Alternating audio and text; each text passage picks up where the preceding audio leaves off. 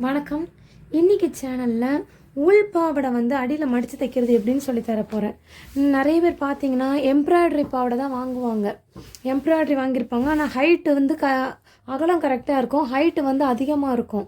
அவங்க தைக்க கொடுக்கும் போதே என்ன சொல்லுவாங்கன்னா, எனக்கு இந்த எம்ப்ராய்டரி வந்து 5 இன்ச்சுக்கெலாம் வரும்போது எனக்கு வந்து எம்ப்ராய்டரி வந்து போகக்கூடாது, அடியில் மடித்து தைக்கக்கூடாது, மேலே கட் பண்ணி தைச்சி எனக்கு ஹைட்டை கரெக்ட் பண்ணி கொடு அப்படின்னு கேட்பாங்க. கீழே எனக்கு எம்ப்ராய்டரி வேணும்னுவாங்க. இது உள்பாவடை தான், ஆனாலுமே அவங்க சொல்கிறது வந்து எனக்கு கீழே அந்த எம்ப்ராய்டரி போகக்கூடாது, இருக்கணும், மடித்து தைக்காத, மேலே ஆல்ட்ரேஷன் பண்ணுவாங்க. நம்ம மேலே ஆல்ட்ரேஷன் பண்ணும்போது என்ன பண்ணுவோம், மேலே ஆல்ட்ரேஷன் பண்ணக்கூடாது எப்போவுமே. பண்ணினீங்கன்னா, ஏன்னா இங்கே பாருங்கள், இங்கே வந்து ஒரு 20 இன்ச் இருக்குதுன்னு வச்சுக்கோங்களேன். இந்த இடம் 20 இன்ச் இருக்குன்னு வச்சுக்கோங்க. நம்ம அவங்க எவ்வளோ ஹைட் சொல்கிறாங்க, இவ்வளோ ஹைட் எனக்கு வேண்டான்னு சொல்கிறாங்கன்னா நம்ம இந்த இடத்த கட் பண்ணிவிடுவோம். கட் பண்ணிவிட்டு இதே பீஸை தான் நம்ம திருப்பி தூக்கி கீழே போடுவோம். கீழே போடும்போது என்ன ஆகும்னு பாருங்கள், பத்தாது. இப்போ இந்த மடித்து போடுறேன் பாருங்கள், இந்த இடம் வந்து பத்தாது. ஏன்னா இந்த வெட்டுற இடம் வந்து ஓப்பன் வந்து பெருசாக வந்துடும். மேலே நம்ம பிரித்து எடுக்கிற துணி, இந்த மேலே இந்த இடத்த வந்து பிரித்து எடுத்துகிட்டு போனோம். நம்ம கீழே வச்சு தைக்கிறதுக்கு நம்ம கீழே வச்சு நம்மளால் தைக்க முடியாது, துணி பத்தாது. இந்த வெட்டுற துணி பத்துச்சுன்னா நம்ம அட்ஜஸ்ட் பண்ணி போட்டு தைக்கலாம். இன்னொன்று வெட்டுற துணி வந்து பத்தாது. அப்படியே நம்ம அட்ஜஸ்ட் பண்ணி தைச்சாலும் என்னென்னா, இந்த ஓப்பன் வந்து ரொம்ப மேல் பகுதி வந்து இடுப்புக்கிட்ட வர்ற பகுதி வந்து ரொம்ப பெருசாக இருக்கும். அப்புறம் நம்ம நாடா போட்டு நம்ம இடுப்பில் கட்டும்போது நாடா போட்டு சுருக்கும் போது என்ன ஆகும்னா, சுருக்கம் நிறைய வரும். இப்போ இதில் இருக்கிற சுருக்கத்தை விட கீழே வெட்டி தைச்சி நம்ம திருப்பி நாடா போட்டு கட்டும்போது சுருக்கம் அதிகமாக வரும். சுருக்கம் அதிகமாக வந்ததுன்னா புடவை கட்டும்போது வயிறு பக்கம் வந்து வயிறு கொஞ்சம் பெருசாக இருக்க மாதிரி தெரியும். இந்த சுருக்கம்லாம் அப்படியே வெளியில் ரொம்ப அதிகமாக வரும். அப்படி வரக்கூடாது, பாவாடை ஆல்ட்ரேஷன் பண்ணணும், மேலே வந்து பண்ண முடியாது, இந்த காரணத்தினால மேலே பண்ணனா சரியாக வராது. ஆனால் எனக்கு கீழே வந்து எம்ப்ராய்டரி வேணும், எம்ப்ராய்டரி போகக்கூடாது, ஆனால் ஹைட் மட்டும் கம்மி பண்ணணும் போது எப்படி பண்ணணுன்ட்டு இந்த வீடியோவில் சொல்லித்தரேன் பாருங்கள். இப்போ இந்த உள்பாவாடை வந்து எப்படி தைக்கிறதுன்னு சொல்கிறேன் பாருங்கள். இப்போ இது வந்து சின்ன எம்ப்ராய்டரி பாவாடை தான். இது நான் வந்து 5 இன்ச் எம்ப்ராய்டரி வந்து 5 இன்ச் இருக்கும், அந்த பாவாடைக்கு தைக்கிற மாதிரி சொல்கிறேன். அதனால் இன்னும் நல்லா எப்படி சொல்கிறது, நான் இன்னும் கொஞ்சம் கீழே போய் தைக்கிறேன். ஏன்னா இங்கேயே தைச்சிட்டேன்னா உங்களுக்கு புரியாது. அந்த எம்ப்ராய்டரி கொஞ்சம் கீழே வரைக்கும் போகிறதுனால, மேலே வரைக்கும் போகிறதுனால கொஞ்சம் கீழே தள்ளி தைக்கிறேன். நான் அப்படியே என்ன பண்ணியிருக்கேன், ஃபோல்ட் பண்ணி வச்சுருக்கேன் பாவாடையை. இது உள்பக்கம், பாவாடையோட உள்பக்கம் கரெல்லாம் இருக்குது பார்த்தீங்களா. இப்போ ஸ்டார்ட் பண்ணும்போது ஏதோ ஒரு இடத்துல இந்த உள்பாவோட வந்து அங்கங்கே கட் பண்ணி ஜாயின் பண்ணியிருப்பாங்க. அதில் ஏதோ ஒரு ஜாயிண்ட்லேருந்து ஃபஸ்ட்டு ஆரம்பிங்க, ஜாயிண்ட்லேருந்து ஆரம்பிங்க, மெயின் அதுதான். இந்த ஜாயிண்ட்டும் ஒன்றா இருக்கிற மாதிரி, ஒன்றா டச் ஆகிற மாதிரி வச்சுக்கோங்க. வச்சுக்கிட்டு இந்த பாவடையோட ஹைட் வந்து எனக்கு 5 இன்ச் வந்து கம்மியாகணும். அப்போ 5 இன்ச்சுன்னும் போது இது 2.5 இன்ச் தான் கம்மி பண்ணணும். ஏன் நம்ம நைட்டிலாம் தைக்கும் போது வந்து 5 இன்ச்சுனா 5 இன்ச் தானே பண்ணணும். இதுக்கு ஏன் 2.5 இன்ச்சுனா, நைட்டிலாம் பண்ணும்போது நம்ம அடிப்பக்கம் மடிச்சிருப்போம். 5 இன்ச்சுனா இப்படி 5 இன்ச்சு க்ளோஸ் பண்ணுவோம். இது அப்படி கிடையாது, நடுவில் பிடிக்க போகிறோம். நடுவில் பிடிக்கலாம். டபுள் கிளாத், இங்கே ஒரு கிளாத் இருக்குது, கீழே ஒரு கிளாத் ஃபோல்ட் பண்ணி வச்சுருக்குறோம். ஆனால் டபுள் கிளாத் இருக்குது.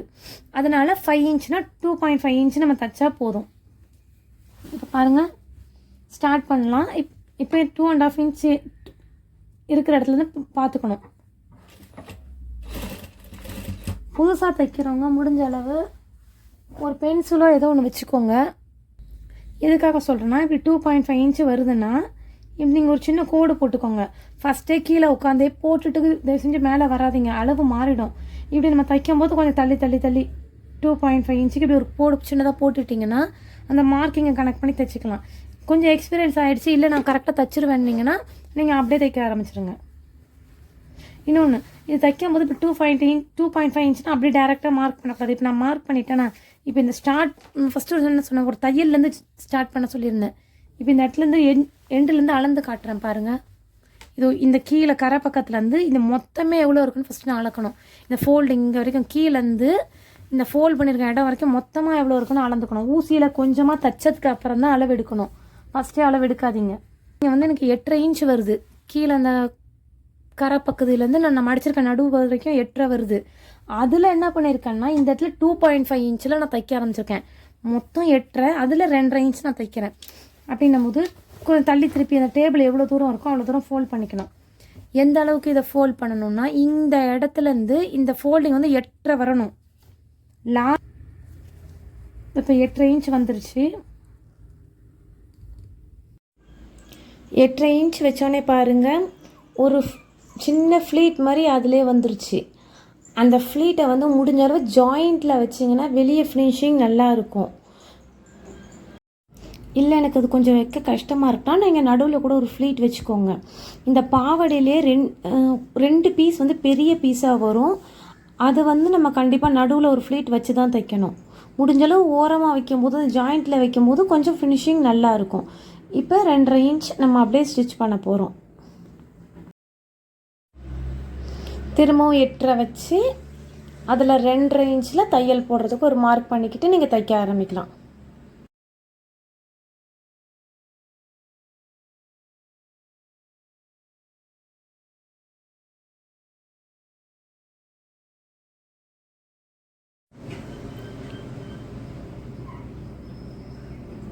நான் ஏற்கனவே சொல்லியிருந்தேன், இந்த அம்பர்லா கட் பாவாடையில் வந்து 2 பீஸ் வந்து பெரிய பீஸாக ஒட்டின மாதிரி வரும்னு சொல்லிட்டு, அதில் ஒரு பீஸ் தான் இந்த பீஸு. பாருங்கள் எவ்வளோ பெருசாக இருக்குது. இங்கேருந்து இந்த இடம் வரைக்கும் இருக்குது.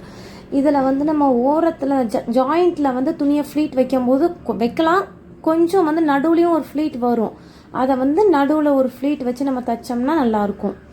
ஓரத்துலேயே கொண்டு போகணுன்னு ட்ரை பண்ணோம்னா துணி வந்து ஒரு முறுக்குன மாதிரி ஆகிடும், போட்டால் படியாது. அதனால் இது மட்டும் நடுவில் ஒரு ஃப்ளீட் வைங்க. இதேமாதிரி இன்னொரு பீஸ் வரும், அதுக்கும் நடுவில் ஒரு ஃப்ளீட் வச்சு நம்ம தைக்க ஆரம்பிச்சிடலாம். அதே மாதிரி 8.5 2.5 மார்க் பண்ணி தைக்க வேண்டியதான்.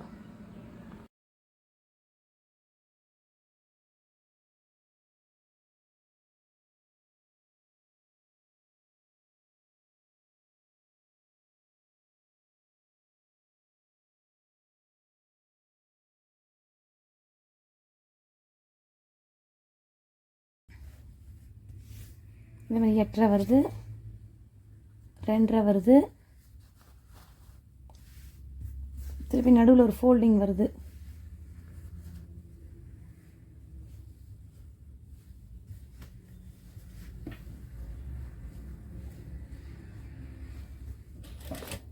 அந்த தையல்கிட்டே ஒரு ஃபோல்டிங் போட்டுட்டேன்.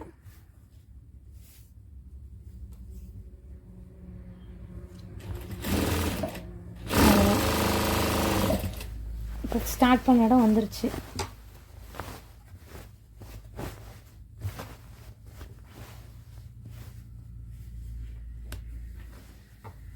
தையல்கிட்டேயே திருப்பி இன்னொரு ஃபோல்டிங் வருது, அட்ஜஸ்ட் பண்ணி போட்டுடலாம். இப்போ நம்ம அளவு எடுக்க வேண்டாம். இந்த ஒரு பார்ட்டுக்குனா அளவு தேவைப்படாது, அது கரெக்டாக தான் வரும். எப்படின்னாலும் 8.5 வந்துடும்.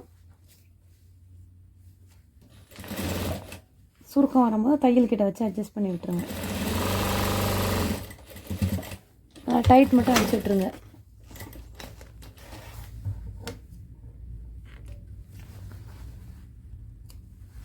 ஸ்டார்ட் பண்ண நூலையும் கையோடு வெட்டி விட்டுருங்க. அப்போ தான் நீட்டாக இருக்கும். இல்லை அதை பிடிச்சி இழுத்தாங்கன்னா தையல் பிரிஞ்சிடும். எப்படி இருக்கு பாருங்கள். அங்கங்கே ஒரு சின்ன சின்ன ஃப்ளீட்ஸ் மட்டும் இருக்கும், நம்ம தைச்சதில்லை. இதோ இந்த இடத்துல ஒரு ஃப்ளீட் இருக்க பாருங்கள். இந்த மாதிரி ஃப்ளீட் வரும், ஏன்னா கீழே விரிஞ்சு வர்றதுனால, மேலே வந்து சின்னதாக இருக்கிறதுனால இந்த மாதிரி அங்கங்கே ஒரு ஃப்ளீட் மட்டும் வரும். இதோ இங்கே ஒரு ஃப்ளீட் இருக்க பாருங்கள். ஃபினிஷிங் நல்லாயிருக்கும். நம்ம கீழேயும் எம்ப்ராய்டரி இருந்ததுன்னா எம்ப்ராய்டரி அப்படியே தெரியும். மேலேயும் எந்த ஆல்ட்ரேஷனும் பண்ண வேண்டாம். அதேமாதிரி ஹைட் வந்து அவங்க கேட்குற ஹைட் வந்து வந்துடும், கரெக்டாக இருக்கும். இந்த மாதிரி நீங்கள் மெஷர் பண்ணி இந்த மாதிரி தைச்சி பாருங்கள். தேங்க்யூ.